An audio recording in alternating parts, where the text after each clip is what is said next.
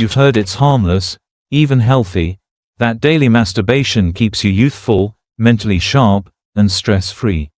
But what if that's only part of the truth? What if this private routine is quietly altering your brain, sapping your energy, and creating distance in your closest relationships without you noticing?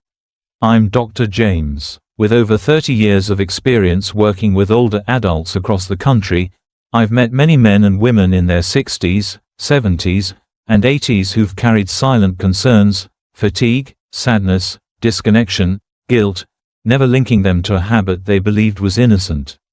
Here's the catch. It's not the act itself that causes harm, but the hidden patterns, the frequency, the emotional reasons behind it, and what it slowly replaces in your life.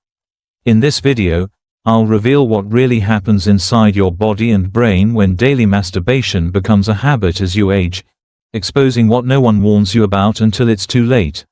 Before we begin, if you haven't subscribed yet, I encourage you to do so and turn on the notification bell so you never miss another honest doctor conversation about your health and well-being. And if this topic resonates with you, type 1 in the comments. If it doesn't, type 0. Your feedback helps me create better, more meaningful content just for you. Now that we've set the stage, let's take a closer look at what's really happening beneath the surface. This isn't about judgment by Moai. It's about understanding, because once you see the full picture, you'll be able to make informed, confident decisions for your body, your mind, and your relationships. Let's begin. 1.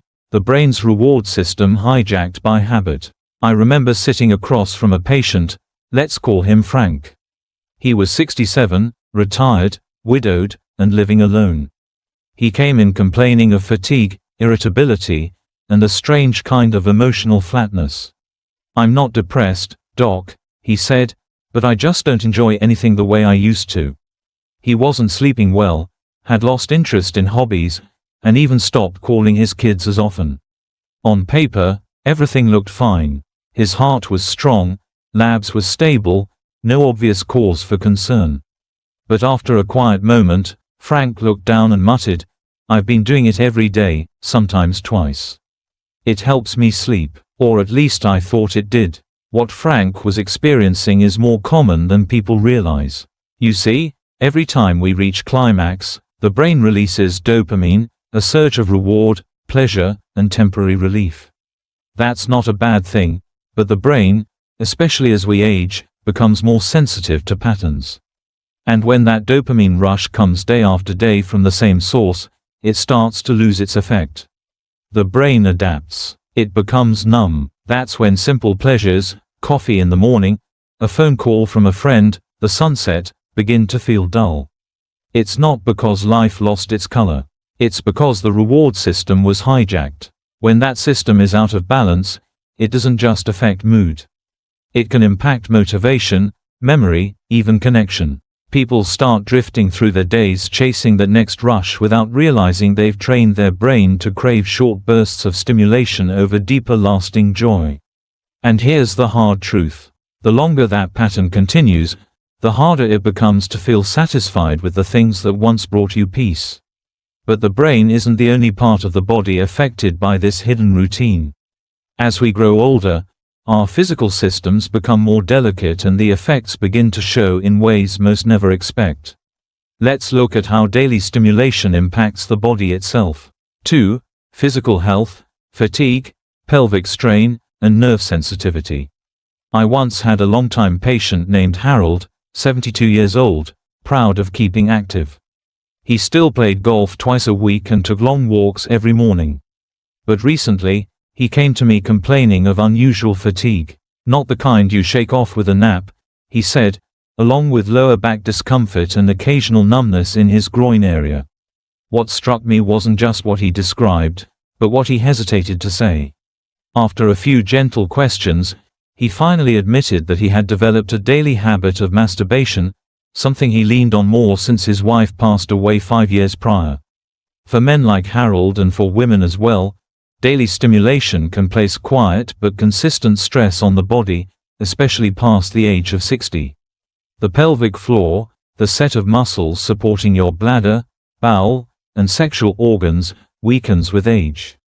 Frequent climax without rest can lead to fatigue in that region, sometimes affecting urinary control or causing discomfort during movement. Nerve endings, especially around the genitals, can become overstimulated, which leads to temporary numbness, tingling, or even a reduced response to touch over time. These aren't dangerous signs at first, but they are your body's quiet way of asking for balance. And while some might believe that regular sexual release boosts energy, in older adults, it often does the opposite. Excessive release without proper recovery can actually lead to hormonal imbalances, lower testosterone in men, and general sluggishness. Many of my patients notice they're more tired, less motivated, and need longer to bounce back afterward, but they rarely connect the dots. These physical shifts are subtle and they don't happen overnight, but if ignored, they accumulate until your body starts speaking louder through pain, fatigue, or even intimacy. The avoidance. And yet even these physical changes are only part of the story. Because behind every habit is a reason, an emotional thread. And what happens when we use this habit not for pleasure but as an escape? That's where things get even more complicated. 3. Stress relief or stress cycle. One afternoon, I received a call from a patient's daughter. Her father, Thomas, was 69 and recently widowed. She was worried about him, said he was isolating more, skipping his daily walks, and barely returning calls. When I saw him, Thomas shrugged off her concerns. "I'm fine," he told me. "Just keeping to myself. Sometimes I need a little time alone. Helps me relax." As our conversation deepened, he confided something more personal. He'd started masturbating daily, sometimes more than once, especially when the loneliness crept in. "It calms me down," he said, "makes the evenings feel a little shorter."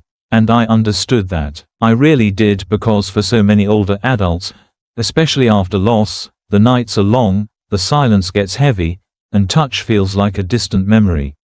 Orgasm, even alone, releases oxytocin and dopamine, chemicals that bring temporary peace. But what Thomas didn't realize, and what I've seen in dozens of patients, is that over time, what starts as stress relief can slowly become a stress trap. Instead of helping you process sadness, it bypasses it. Instead of inspiring connection, it replaces it. And that temporary calm, it fades fast. What's left behind is often deeper emptiness and a growing reliance on a private habit to fill a very real emotional void. It's a cycle, one that feels soothing in the moment but slowly chips away at your sense of purpose, presence, and peace. We don't talk enough about how coping mechanisms can quietly shift into avoidance. And we certainly don't talk enough about how that avoidance can affect not only how we feel inside, but how we show up in our closest relationships. Because when we start replacing real connection with a solo escape, it's not just our minds and bodies that are affected, our relationships begin to feel the strain, too. And what happens next in those quiet shared spaces between partners is something many never see coming. 4. Relationship strain. The silent distance. I remember a couple I worked with years ago, David and Ellen. Married 43 years. They came to see me not because of a medical crisis, but because something unspoken had been building between them. Ellen felt distant, disconnected. David had become quieter, less affectionate, and less interested in intimacy. He wasn't angry or cold, just somewhere else. After some gentle conversation, he admitted that since retirement, and especially after some health scares, he turned to daily masturbation as a way to cope. "It's easier," he said. "Less pressure, less chance of failure." And that right there was the moment everything shifted. For older couples, especially those with decades of shared history, the effects of solo habits can be deeply emotional. It's not about the act itself, it's about what it replaces. When daily masturbation becomes the primary outlet for sexual energy, it often leads to a quiet erosion of intimacy. Physical closeness fades. Conversations around needs and desires grow awkward or stop altogether. And that once vibrant sense of being seen, desired, and connected begins to blur. The saddest part is that most of this happens in silence. Neither partner wants to hurt the other. Many feel ashamed or confused. And so the distance grows not out of anger, but out of avoidance. I've seen this distance lead to resentment, loneliness, and even heartbreak in couples who still deeply loved each other. It wasn't a lack of love. It was a lack of communication masked by routine and discomfort. When sexual energy is directed inward day after day, it subtly tells the other person, "I don't need you." Over time, that message sinks in, even if no one says it out loud. But the role masturbation plays in relationships isn't the only hidden force at work. There's another factor, one that can reshape expectations, desensitize the senses, and shift what we think intimacy should look like. And it's sitting quietly on millions of screens every day. 5. Pornography, a hidden influence with lasting effects. A few years ago, a man in his early 70s, I'll call him Roy, came to see me after noticing a decline in his ability to feel aroused with his wife. He was embarrassed, frustrated, and quietly ashamed. "Everything works fine when I'm alone," he admitted. "But with her, I don't feel much. It's not her fault. It's me. I don't know what's wrong." As we talked more, Roy revealed he'd been using pornography almost daily. It started as a way to pass time after retirement, something to unwind with, but slowly it became routine. And now he couldn't seem to feel excited by real-life intimacy. This isn't uncommon. In fact, I hear some version of Roy's story more often than you might think. Pornography, especially when paired with daily masturbation, can quietly reshape the way your brain responds to arousal. It trains the mind to expect exaggerated stimulation, fast, visual, and emotionally detached. Over time, this creates a disconnect between the real and the imagined. The sights and sounds of real-life connection begin to feel dull by comparison. The emotional toll is just as deep. Many older adults turn to porn not out of lust, but out of loneliness, boredom, or grief. It becomes a way to escape, not just from stress, but from the deeper ache of loss or disconnection. But instead of healing that wound, it numbs it. And the more it's used, the more it becomes the preferred substitute for connection, for comfort, for something once shared. This cycle doesn't just affect intimacy, it affects identity. People begin to question their worth, their desires, even their ability to connect. They withdraw further, not because they want to, but because they've forgotten how not to. But how do you know when the habit has gone too far? What are the signs that your body and mind are quietly asking for help, even if you're not ready to admit it? That's what we need to talk about next. 6 warning signs you should never ignore. Not long ago, I had a patient named Linda, 66 years old, who came in complaining of persistent low mood and a strange sense of detachment from her daily life. "I'm not exactly depressed," she said, "but I feel like I'm drifting, like something's missing." Her sleep was inconsistent, her energy was low, and she admitted to losing interest in activities that once brought her joy. As we talked more, she quietly confessed that she had developed a habit of masturbating every day. Sometimes just to fill the silence, sometimes to soothe herself to sleep. She said she felt a little embarrassed afterward, but also unsure why. That's the moment I started paying closer attention, because behind that soft admission were the classic signs I've learned to look for, indicators that a private habit is starting to shape a person's well-being. When you feel the urge to do it, not because you want to, but because you feel like you have to, that's a red flag. When it interferes with how you sleep, think, or connect with others, that's a signal. When you feel a lingering sadness, shame, or emptiness afterward, that's not something to brush off. And if it's a secret you're keeping from a partner, or even from yourself, it might be time to ask why. These signs often go unnoticed because they don't show up as dramatic changes. They come quietly, a little more tiredness, a little more withdrawal, a little less joy. But over time, they add up. The good news is our bodies and minds are always speaking to us. We just have to learn how to listen. And once you hear those signals, once you recognize the pattern, the next question is, what do you do about it? How do you break free from something that's become so familiar without shame and without fear? The answer isn't about quitting.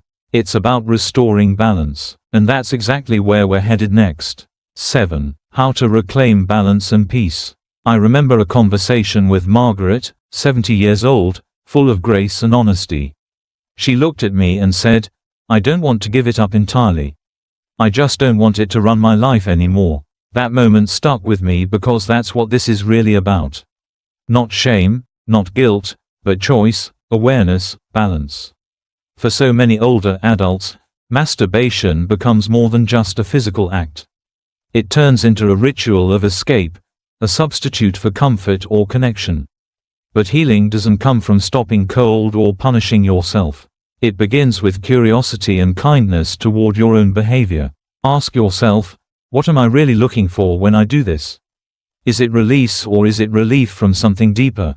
If you find that this habit is taking more than it's giving, there are gentle ways to bring things back into balance. Set a rhythm that honors your energy instead of draining it. Replace overstimulation with something nourishing like walking outdoors, reconnecting with a loved one, reading something that feeds your spirit. Bring back touch, not just sexual, but meaningful hugs, handholding, simple presence, and perhaps most importantly, talk to someone, a doctor, a therapist, a trusted friend. Silence keeps us stuck. Conversation moves us forward. And don't underestimate the power of small shifts. Every change you make toward connection, rest, or real joy strengthens your body and restores your peace of mind. You're not broken. You're adapting. You're remembering who you are beyond the habit, beyond the cycle. So, where do we go from here?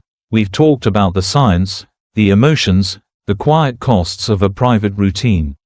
But in just a moment, I want to leave you with something deeper. One final truth that I share with every patient. Something most people overlook, but that could change the way you see your health, your habits, and even your future. Conclusion. A final word from the doctor. Over the years, I've sat across from countless patients, men and women just like you, who carried quiet questions they were too afraid or too embarrassed to ask. And the truth is, they weren't looking for permission. They were looking for peace, for clarity, for a way to understand what their bodies and hearts were really trying to tell them. We've talked about the science, the way the brain's reward system can be overstimulated, how physical strain and fatigue show up more clearly as we age, and how habits once meant for stress relief can quietly become a source of more stress. We've looked at how these patterns can affect not just our bodies, but our relationships, our expectations, our sense of joy, and even our self-worth. And we've opened up space for a conversation that's long overdue about what it means to age with intention, not shame. If there's one thing I want you to take away, it's this. Masturbation is not the enemy, but the patterns we build around it, the reasons we turn to it, the frequency we rely on it, and the things it quietly replaces, those are worth examining because your time, your energy, your connection to others, those are precious. You are not too old to feel joy. You are not too far gone to feel change. And it's never too late to rewrite the story of your body and your habits with compassion, clarity, and choice. So, as you move forward, I invite you to ask yourself not just what you're doing, but why, and whether it's bringing you closer to the life you want or slowly pulling you away from it. This conversation may have started with one question, but the answers they reach far deeper. Thank you for trusting me with your time. Stay curious, stay kind to yourself, and most of all, stay connected to your health, to your truth, and to the people who matter most.